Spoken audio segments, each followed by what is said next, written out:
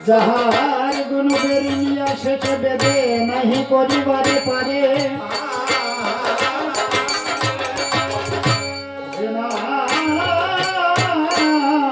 মিলে আপদ হরে বিপদ হরে প্রণাম করি তাকে বারে বা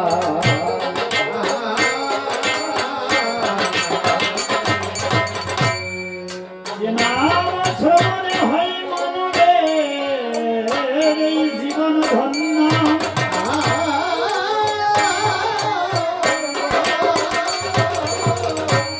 যাহার গুণ কীর্তনের জন্য সাজানো এই ভক্তি রসের বৃন্দাবন সাধু গুরুর আগমনে সকল ভক্তগণের আহ্বানে এই আসরে এলেন দয়াল রাম রাজীব লোক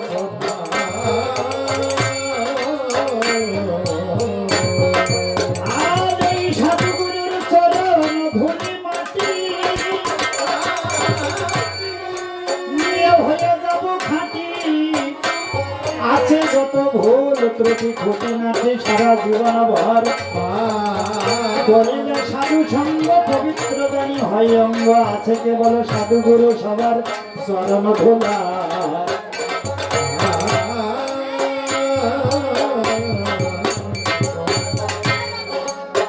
সভা করে বসেছিলেন রাম আমার রাজীব লোচন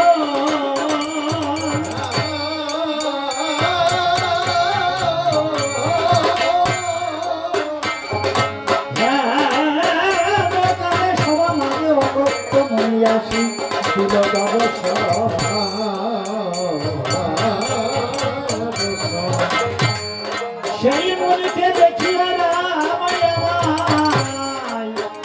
সম্ভ্রামে উঠিল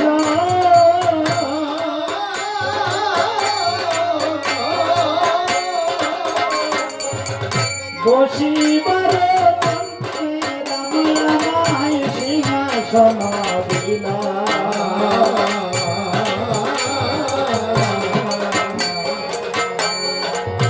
ভগত বৎসল দয়া রামচন্দ্র মত্তধামে পারিষদ গৌরব সঙ্গে নিয়ে যখন সভা করে বসেছিলেন ভগবান রামচন্দ্রের সভাস্থলে অগস্ত্য মুনি আসি পদার্পণ করলেন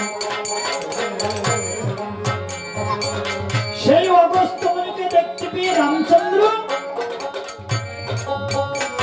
মুনিকে অভ্যর্থনা জানিয়ে তার কুঠিরে এনে সহস্তে পদক প্রক্ষালন করে একখানা সিংহাসনে বসতে দিয়ে গললগ্ন কৃত ভাষে করজোড় করে বলছেন ওহে মুনিবর এই রামচন্দ্র একটা প্রণাম গ্রহণ করুন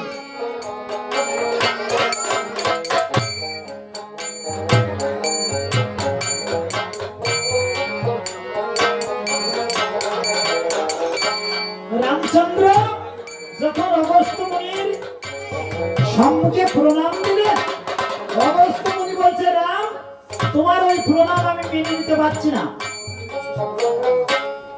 অগস্ত্য মুনি বললেন হে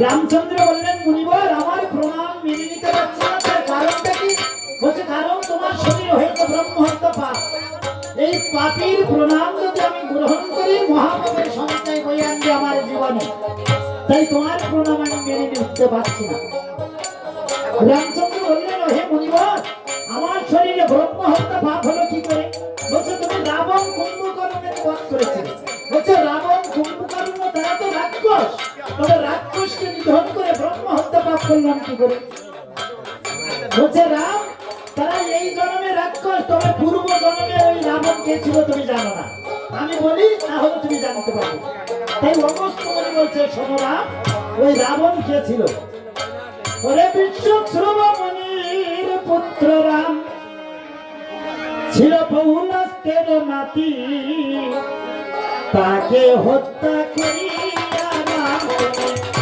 ব্রহ্মা হত্যা পাপী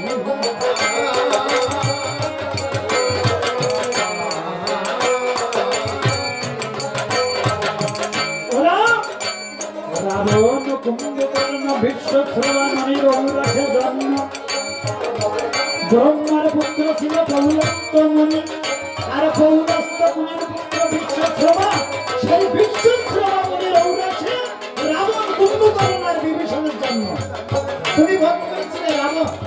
এই পূর্বের সূত্র অনুযায়ী তুমি ব্রহ্ম হত্যা পাপ করেছ, যেহেতু তোমার ওই প্রণাম আমি মেনে নিতে পারি না, আমি অগস্ত্য মুনি, তাই তোমার প্রণাম আমি মেনে নিতে পারি না।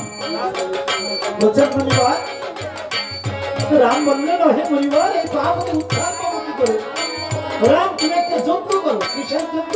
একটা নরমের যজ্ঞ করতে পারবে, নরমুখে কেটে রুধির দ্বারা যজ্ঞে আহুতি প্রদান করে। রামচন্দ্র বললেন মুনিবার, পূর্বে করেছি ব্রহ্ম হত্যা পাপ, এবার যদি নর হত্যা পাবে আমার জীবন চলে যায়, চাই না এই যজ্ঞ, অন্য কোনো বিধানটাকে তো বলুন। বলছে রাম আরেকটা যজ্ঞ করতে পারবে? গোমের যজ্ঞ, গো হত্যা, একটা গোমুণ্ড নিজ হাতে শিরচ্ছেদ করে রুধির দ্বারা যজ্ঞে আহুতি প্রদান করো। বলছেন ক্ষমা করবে মুনিবার, পূর্বে করেছি ব্রহ্ম হত্যা পাপ, তারপরে এই গো হত্যা পাবে যদি আমার জীবন চলে যায়, চাই না এই যজ্ঞ, অন্য কোনো যদি বিধান থেকে আমাকে বলুন। বলছে রাম আরেকটি বিধান আছে, পারবে? একটা অশ্বমের যজ্ঞ করতে পারবে, অষ্টম বর্ণে অশ্বের প্রয়োজন, 8টি বর্ণ লাগবে সেই অশ্বে, নীলপিত কৃষ্ণ তাম্র সবুজ হরিদ্রা রজত কাঞ্চন, এই অষ্টম বর্ণীয় সুরঞ্জিত অশ্ব সপ্ত সমুদ্রের জলে লক্ষ্মী পড়াইলে সপ্তবার প্রদক্ষিণী করি যখন তুমি নিজ হাতে শিরচ্ছেদ করবে, আমি বলি আবার অশ্বটি পুনর্জীবিত করব। যখন সপ্তবার হয়ে যাবে ওর অশ্বের ভালে একখানা জয়পত্র লিখে পূর্ব দেশ, উত্তর দেশ, পশ্চিম দেশ আর দক্ষিণ দেশ, এই 4টি দেশ ঘুরে এসে যেদিন আসবে তোমার রাজ্যে, সেই দিন হবে পাপ উদ্ধার। পারবে রাম? রামচন্দ্র বললেন মুনিবার, এই অশ্ব পাবো কোথায়? মেঘরাজ ভবন তুরাঙ্গন নগরে। অশ্ব এনে দেবে কে বলুন মুনিবার? তোমার বিপদকারী হনুমান, হনুমান দিয়ে তুমি অশ্ব আনয়ন করে নাও। তাই প্রভু রামচন্দ্র হনুমানকে স্মরণ করছে। হনুমান হনুমান বলিয়া রাম ডাকিতে লাগিলা, প্রবল পুত্র হনুমান রামে চরণে পড়িল।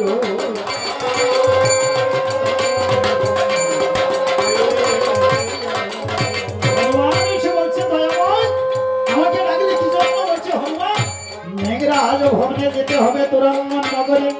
শোনো হনুমান, আমি নিজের অজান্তে রাবণ কুম্ভকর্ণকে বধ করে আমার শরীর হয়েছে ব্রহ্ম হত্যা পাপ, তুমি কৃপা করে অশ্বের বিনিময়ে কিঞ্চিৎ স্বর্ণ মুদ্রা রাজ্য থেকে নিয়ে তুমি যাত্রা শুরু করো, অশ্বটি করো আনয়ন। তাই রামপদে প্রণাম করি হনুমান অশ্বান্তে যাত্রা শুরু করলো। ও সমান ভয়ের তরি বলতে বলতে হনুমান যাত্রা শুরু।